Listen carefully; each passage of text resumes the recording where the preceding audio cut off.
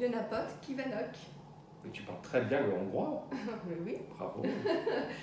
Je suis Estelle Danvers, co-directrice de la compagnie Licor, et je suis très honorée de représenter la France pour le 10e Festival international Théâtre Olympics. Nous présentons notre princesse Xardas que nous jouons au Festival lyrique d'Aix-les-Bains, dont je suis la directrice artistique également. Je laisse la parole à notre metteur en scène, Jean-François Vinchiguera.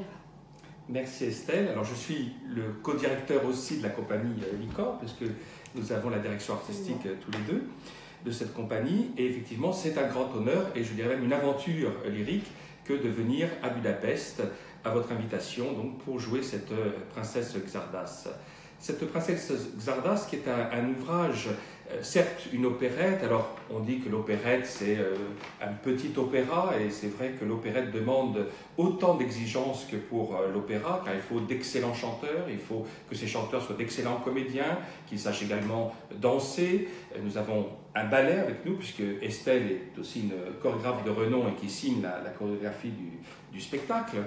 Mais ce qui est intéressant avec Princesse Xardas, c'est que c'est un ouvrage qui est aussi un rendez-vous avec l'histoire.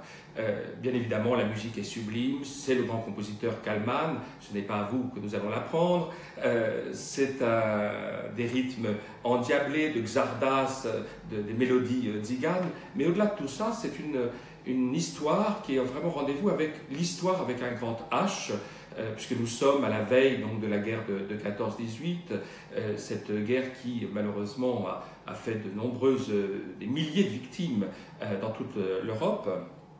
Et du coup cet ouvrage prend une teinte un peu particulière, sans doute un peu mélodramatique, qui n'est pas sans rappeler La Ronde d'Arthur Schnitzler ou le colonel Riedel de Szabo ou encore la marche de Radetzky de Józef Roth. Et en tous les cas, c'est dans cet esprit que j'ai souhaité que nous montions l'ouvrage, tout en respectant parfaitement évidemment la musique de Kálmán.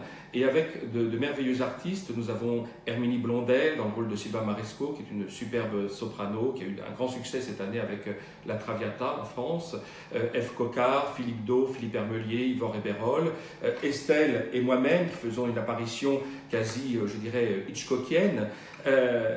Et c'est vrai que tous ces artistes sont à la fois des chanteurs d'opéra et aussi sont très habitués à ce répertoire d'opérette. Cette opérette qu'on traite souvent de musique légère, c'est Emmanuel Rosenthal, grand compositeur et grand chef d'orchestre, qui était interviewé un jour et à qui on demandait « Que pensez-vous, maître, de la musique légère ?» Il avait répondu, évidemment avec esprit et sans doute beaucoup d'humour, « Ah, je n'étais pas au courant qu'il y avait de la musique lourde. » Alors, s'il y a quelque chose éventuellement de lourd, c'est sans doute le sujet, ce sujet qui est à la fois de ces mariages arrangés, de ces codes dans l'aristocratie ou qui empêchent finalement de suivre son vrai désir.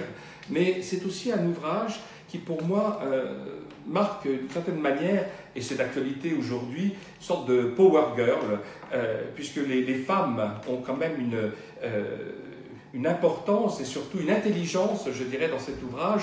Les hommes sont déjà un petit peu moins, comment pourrais-je dire, courageux finalement, même si Edwin l'est un petit peu, mais bon...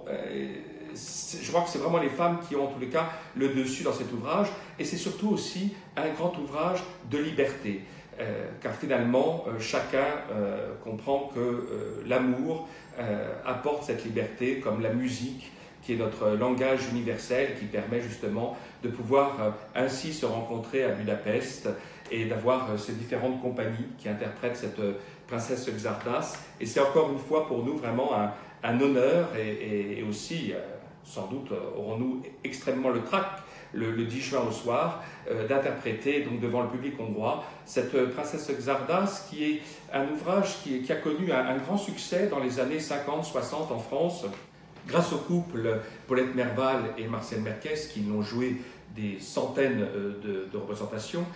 Là, effectivement, à Budapest, ce sera donc notre couple vedette Herminie Blondet et puis évidemment le ténor Antonel Boldan, tout cela sous la direction du maestro Bruno Conti. C'est ainsi donc en tous les cas que les Français, grâce à ce couple mythique d'opérette, ont découvert la musique de Kálmán, cette musique si élégante et si vibrante. Alors nous sommes encore une fois très heureux et très honorés de participer à ce bel événement. Et pour conclure, je dirais juste Amarochan, Találkozunk Budapesten. Viszlát!